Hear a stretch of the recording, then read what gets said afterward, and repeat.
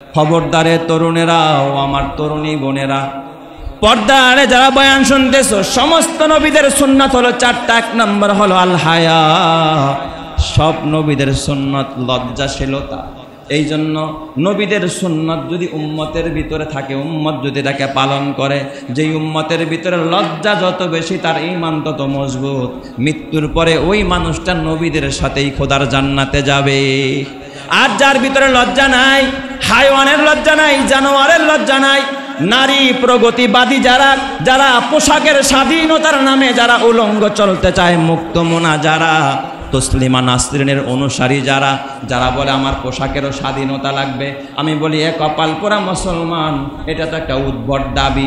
তুমি যদি তোমার যৌনতারও স্বাধীনতা চাও, যে আমি যার সাথে খুশি তার সাথে আমার যৌনতা করব, আমাকে সেই স্বাধীনতা দেওয়া হোক, এটাও কোনোদিন কোনো সভ্য সমাজ মেনে নিবে না।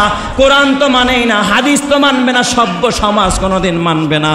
তাহলে পোশাকের স্বাধীনতা চাওয়া আর যৌনতার স্বাধীনতা চাওয়া সমান অপরাধ। কথা ঠিক না ব্যাঠিক জোরে কন? কারণ পোশাকেরও একটা নিয়ম নীতি যিনি বলে দিয়েছেন তিনি কে? এরও একটা নিয়ম নীতি আছে না নাই? বলেন তো, পুরুষের জন্য ফরজ পোশাক আছে, মহিলার জন্য ফরজ পোশাক আছে না নাই? পুরুষের নাভি থেকে নিয়ে এই টাকনুর নিচ পর্যন্ত ঢেকে রাখা সুন্নত না ফরজ? এটা যদি কেউ লঙ্ঘন করে তাহলে নামাজ ছাড়লে যেই পরিমাণ গুনাহ, এই ফরজ তরক করলে মনে হয় তার অর্ধেক গুনাহ। তাইলে যারা 3/4 প্যান্ট পরে আমার যুবক ভাইরা যারা চলাফেরা করেন তাদের কি দশা হবে বলে? আছে না নাই? বহু যুবক আছে এখনো পর্যন্ত 3/4 প্যান্ট পরে। এত বড় একজন যুবক ঘরের ভিতরে 3/4 প্যান্ট পরে পরে, এই গিরার টাকনুর উপরে প্যান্ট পরে পরে এই রানটা পরপুরুষকে দেখায়, অথবা নিজের মাও যদি দেখে, বোনও যদি দেখে, কেউ যদি নাও দেখে, তুমি ঘরের ভিতরে একা একা, তারপরেও যদি এইভাবে তোমার এই সতরটাকে খোলা রাখো, যতক্ষণ খোলা রাখবা তোমার জন্য আল্লাহর গজব হবে, আল্লাহর লানত। গর্তের পিপিলিকা, ওই ঘরের ভিতরে ইট বালু কণা যতটা আল্লাহর মাখলুক আছে সবাই তোমার জন্য বদদোয়া করতে থাকে। এই জন্য খবরদার খবরদার, আমার মাদেরও একই হালাত। আমার মাদেরও পোশাক হলো পায়ের টাকনু থেকে, পায়ের পাতা থেকে নিয়ে এই মাথার চুল পর্যন্ত, শুধু চেহারাটা বাদে এটাকে নামাজের মধ্যে খোলা রাখা যায়, কিন্তু বাহিরে বের হলে এটাও ঢাকা রাখতে হয়। এই 2 হাতুলি এবং পায়ের 2 পাতা সহ সারা সব অঙ্গ মাকে ঢেকে রাস্তায় বের হতে হবে। কিন্তু আমার কোনো মা যদি আল্লাহর বিধান রসুলের তরিকাকে বাবা ডিনাই করে তারপরে বেপরদা হয়ে রাস্তায় বের হয়, রাস্তার 2 পাশে যত গাছপালা, ইট পাথর বালুকণা থাকে, সব ওই নারীর জন্য বদদোয়া করতে থাকে, লানত করতে থাকে। আল্লাহ তুমি এই সমাজকে হেফাজত করো, জোরে কান আমিন। এই জন্য যুবক ভাই খবরদার। আবার দেখবেন কথারও অশ্লীলতা আছে, চ্যাটিংয়েরও অশ্লীলতা আছে। চ্যাটিংয়ের মাধ্যমে বিভিন্ন অশ্লীলতা তুমি আরেকজনের সাথে শেয়ার করতেছো জবানের মাধ্যমে, দেখে না কিন্তু জবান দিয়ে আরেকজনের সাথে অশ্লীল কথা বলে। এটাও বাবা লজ্জা পরিপন্থী, এটাও লজ্জা লঙ্ঘন হওয়া, এটাও ঈমান ধ্বংস হওয়ার কারণ। তার মানে আমরা অশ্লীলতা জবান দ্বারাও পালন করব, চোখ দ্বারাও করব, হাত দ্বারাও করব, আর দেহ অঙ্গ প্রত্যঙ্গ দ্বারাও করব। তার মানে সর্ব অঙ্গকে কন্ট্রোল করব। আমি যদি আমার অঙ্গগুলো কন্ট্রোল করতে পারি, আল্লাহর নবী হাদিসে বলে মাইয়াজমানলি মা বাইনা লাহিয়াইহি ওয়া মা বাইনা রিজলাইহি আজমানু লাহুল জান্নাহ। আল্লাহর নবী বলে কেউ যদি তার জবানকে কন্ট্রোল করে আর লজ্জাস্থানকে কন্ট্রোল করে, ওই মানুষটাকে জান্নাতে নেওয়ার জিম্মাদার আমি মুহাম্মদুর রাসূলুল্লাহ। জোরে কোন সুবহানাল্লাহ। আল্লাহর নবী বলে আমি তার জন্য গ্যারান্টি দিলাম, তাকে নিয়ে খোদার জান্নাতে যাব। সুবহানাল্লাহ। তাহলে বলেন সমস্ত নবীদের 1 নম্বরের সুন্নতের নাম কি? লজ্জা। জোরে বলেন কি? লজ্জা। আর 2 নম্বরের সুন্নতের নাম হলো ওয়াত্তাআত্তুর, সুগন্ধি মাখা। সব নবীরা সুগন্ধি মাখতেন, আমি আপনার সুগন্ধি মাখবো। সুগন্ধি মাখাটা বিলাসিতা নয়, এটা হলো সুন্নত, নবীদের একটা সুন্নত। সুগন্ধি আল্লাহ নিজেও বাবা তয়্যিব, আল্লাহ তাআলা তয়্যিবকে পছন্দ করে। কোনোদিন দুর্গন্ধকে আল্লাহ পছন্দ করে না। সিগারেটের গন্ধ আল্লাহর পছন্দনীয় না। রসুন খাইলে যে মুখে দুর্গন্ধ, এটা আল্লাহর পছন্দের নয়। এই জন্য মেসওয়াক করা ছাড়া মসজিদে ঢোকা যায় না। এই জন্য সুগন্ধি মাখবেন, আতর মাখবেন। কিন্তু বর্তমান আমাদের সমাজের মা বোন যারা আছে তারাও সুগন্ধি মাখবে, ঘরে মাখবে, দেহে মাখবে, যেন সুগন্ধিটা তার স্বামী পায়। বাহিরে বের হওয়ার সময় যদি কোনো মা পারফিউম মেখে, কোনো মা সেন্ট মেখে পর পুরুষকে ঘ্রাণ দেওয়ার জন্য গাড়িতে উঠলে সবার নাকে, ওই নারী যখন গেট দিয়া ঢুইকা পিছনের সিটে যায়, প্রত্যেকটা পর পুরুষের নাকে যদি ঘ্রাণ যায়, তাহলে ওই নারীর আমল নামায় নাকের জিনার গুণ আল্লাহ তাআলা উঠায়া দিবে। জোরে কন নাউজুবিল্লাহ।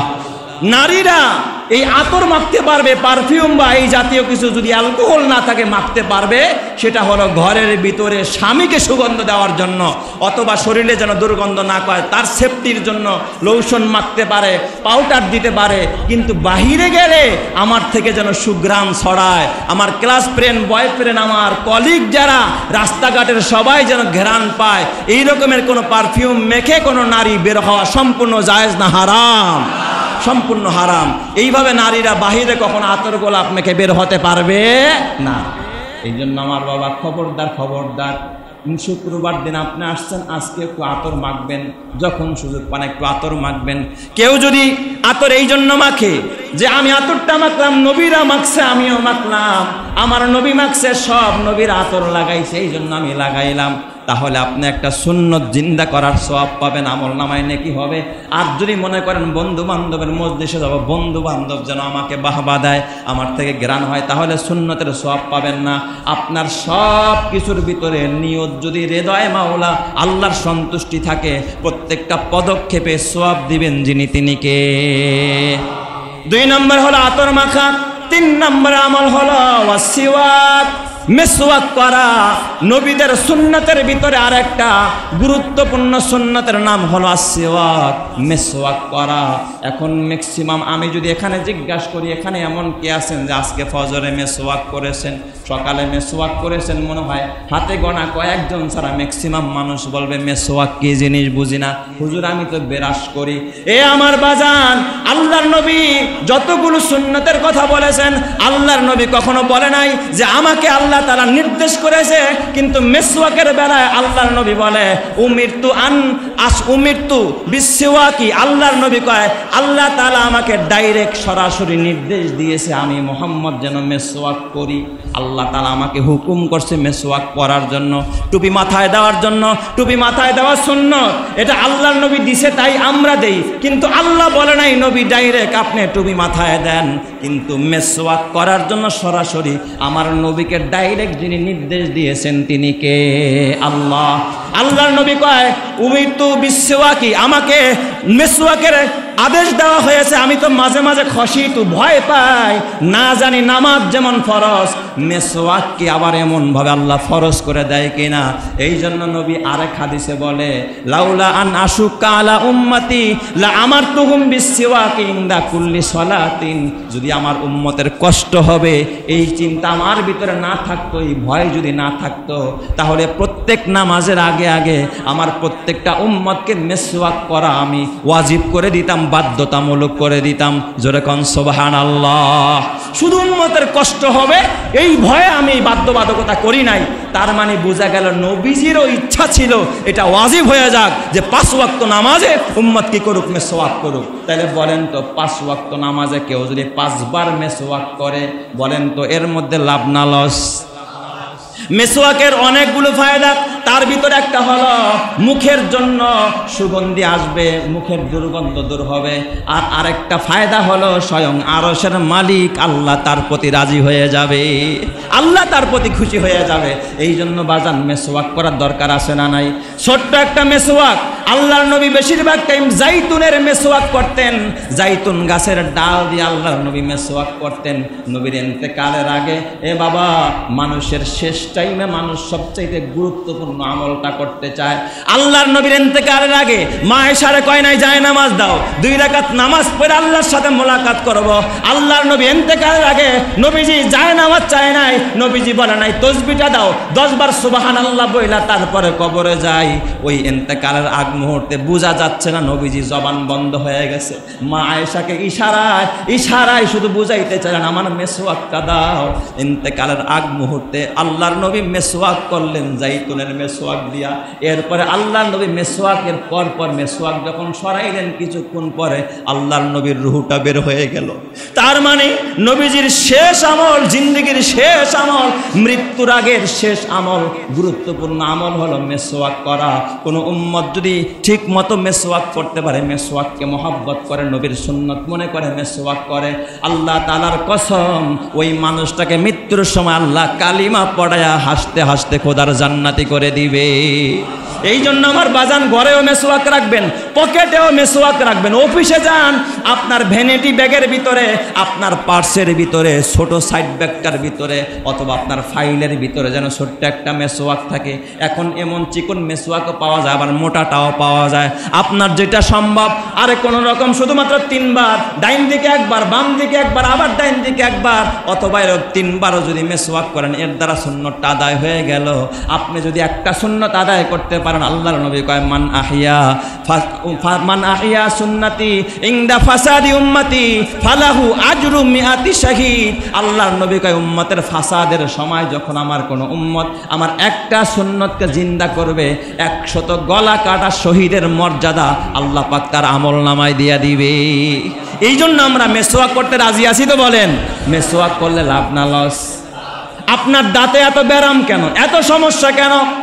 খালি মনে করেন ওই যে টুথপেস্ট দিলে আর ব্রাশ দিয়া ঘষ করে 2টা ঘষা দিব সব দূর হয়ে যাবে। খবরদার বাজার, না না, ওটা তো একটা কেমিক্যাল, একটা মেডিসিন। কিন্তু মেসওয়াকের ভিতরে আল্লাহর দেওয়া এমন কুদরতি মেডিসিন। যারা 5 বেলা মেসওয়াক করে, যারা নিয়মিত মেসওয়াক করে, যারা ঘুমানোর আগেও মেসওয়াক করে, ঘুম থেকে উঠাও মেসওয়াক করে, 5 ওয়াক্ত নামাজের সময় মেসওয়াক করে, কসম আল্লাহর, তাদের মৃত্যু পর্যন্ত দাঁতের বড় কোনো রোগ হবে না। কারণ হেফাজতের জিম্মাদার যিনি, তিনি কে? এই জন্য আমার ভাইয়েরা মেসওয়াক করবেন। 3 নম্বর আল্লাহর নবীদের সুন্নাত হলো ওয়াসওয়াক, বেশি বেশি করে মেসওয়াক করা।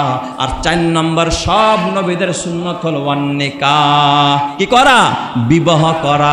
বিবাহ করা এটা হলো নবীর সুন্নাত, সব নবীদের সুন্নাত। যুবকরা কইব হুজুর এই কথাটা খুব ভালো লাগছে, আমার বাপ মা এখন বিয়ে করাইতে চায় না, তাড়াতাড়ি করে যেন বিয়ে করায় দেয়।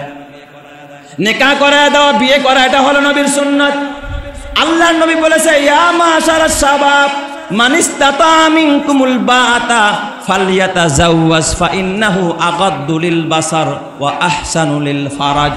আল্লাহর নবী কয়, এ যুবকেরা, যাদের সামর্থ্য আছে, যাদের বিয়ে করার মতো সামর্থ্য আছে, বউ পালার মতো সামর্থ্য আছে, বিবিকে দৈহিকভাবে এবং শারীরিকভাবে এবং অর্থনৈতিকভাবে সাপোর্ট দেওয়ার মতো সামর্থ্য যাদের আছে, বউ পালার মতো সামর্থ্য যাদের আছে, কথা কিন্তু বুঝবেন, মান ইসতাতা মিনকুমুল বাআতা, যার সামর্থ্য আছে, ফালইয়াতাজাওয়াজ, সে যেন বিয়ে করে। কয় বিয়ে করলে লাভ কি হবে? আল্লাহর নবী বলে ফাইন্নাহু আগাদ্দু লিল বাসার, তোমার চোখের হেফাজত হবে, পর নারীর কাছে তুমি যাইবা না। ওয়া আহসানু লিল ফারাজ, তোমার লজ্জাস্থান, তোমার যৌনতার সংরক্ষণ হবে। কারণ তুমি যাইতে চাইলেও তোমাকে একজনে পাহারা দিবে, সে তোমার বিবি, ঠিক না ব্যাটিক জোরে কন? এই জন্য ছেলেকে তাড়াতাড়ি বিয়ে করায় দেন, সে যেন যৌনতার সাথে না জড়ায়। মেয়েটাকে তাড়াতাড়ি বিয়ে দিয়ে দেন, সে যেন কোনো অবৈধ সম্পর্কের সাথে না জড়ায়। এটা গার্জিয়ানের দায়িত্ব। আর আপনি অবহেলা করলে, সে যদি কোনো গুনাহের সাথে জড়ায়, এর গুনার একটা ভাগ আপনাকেও বহন করতে হবে, কথা ঠিক কিনা? এই জন্য আল্লাহর নবী আরেক হাদিসের মধ্যে বলেন সালাসাতুন হাক্কুন আলাল্লাহি আউনুহুম, 3 ব্যক্তিকে সাহায্য করা আল্লাহর উপরে ওয়াজিব। সুবহানাল্লাহ বলেন না সবাই? 3 ব্যক্তিকে সাহায্য করা কার উপরে ওয়াজিব? সালাসাতুন হাক্কুন আউনুহুম আলাল্লাহ, 3 ব্যক্তিকে সাহায্য করা আল্লাহর উপরে ওয়াজিব। তার ভিতরে হলো 1 নম্বর আল মুজাহিদু ফি সাবিলিল্লাহ। কোন মুজাহিদ যখন আল্লাহর রাস্তায় জিহাদ করতে বের হয়ে যায়, তার সাহায্যকারী একজন যিনি, তিনি কে? আল্লাহ। আল মুজাহিদু ফি সাবিলিল্লাহ। 2 নম্বর ওয়াল মুকাতিবুল্লাযী ইউরিদুল আদা, ওই মুকাতাব গোলাম যে মালিকের সাথে চুক্তি হয়েছে, তাকে টাকা দিয়া সে মুক্তি গ্রহণ করবে, ওই গোলামকেও সাহায্য করার জিম্মাদারি নেয় কে? আল্লাহ। আর 3 নম্বরে ওয়ান্নাকিহুল্লাযী ইউরিদুল আফাফ, ওই বিবাহকারী যে বিবাহ করে নিজেকে কন্ট্রোল করার জন্য, গুনাহ থেকে বাঁচার জন্য। কোন পুরুষ যদি গুনাহ থেকে সেবে থাকার জন্য বিবাহ করে, ওই দাম্পত্য জীবনকে হেফাজতের জিম্মাদারি নেয় যিনি, তিনি কে? আল্লাহ। এ যারা মনে করে আমি এস্টাবলিশ না হুজুর, এখন বিয়া করলে খাওয়া মুখী, আরে আল্লাহ নিজে কয় তোর খাওয়ানোর দায়িত্ব আমার, হেফাজতের দায়িত্ব আমার, সংরক্ষণের জিম্মাদারি আমি আল্লাহর। কারণ ওয়ান্নাকিহুল্লাযী ইউরিদুল আফাফ, যেই যুবক নিজেকে সেভ করার জন্য বিবাহ করে, তাকে দুনিয়া ও আখিরাতের যাবতীয় খরচ বলেন, সমস্যা বলেন, এই ক্ষেত্রে তার সাহায্যকারী একজন যিনি, তিনি কে? আল্লাহ। এই জন্য পৃথিবীর প্রথম মানুষ বিবাহ করেছে আদম, সফিউল্লাহ এবং মা হাওয়ার ভিতরে, জান্নাতের ভিতরে। এটা একটা পবিত্র বন্ধন, এটা নবীদের সুন্নত। আমার নবীও বিবাহ করেছেন, সব নবীরা বিবাহ করেছেন। আল্লাহ তাআলা যেন এই নবীদের 4টা সুন্নত মেনে ইহকালীন পরকালীন কল্যাণ কামনার তৌফিক দান করেন। সবাই বলি আমিন। তাহলে বলেন নবীদের সুন্নত কয়টা? 1 নম্বরে লজ্জা, 1 নম্বরে কি? 2 নম্বরে সুগন্ধি মাখা, আতর মাখা। 3 নম্বরে কি? মেসওয়াক করা। আর 4 নম্বরে হলো সামর্থ্য থাকলে বিবাহ করা। আল্লাহ তাআলা বুঝার তৌফিক দান করুক। সবাই বলি আমিন। ওয়া মা আলাইনা ইল্লাল বালাগ। যারা সুন্নত করি নাই সুন্নত করেন।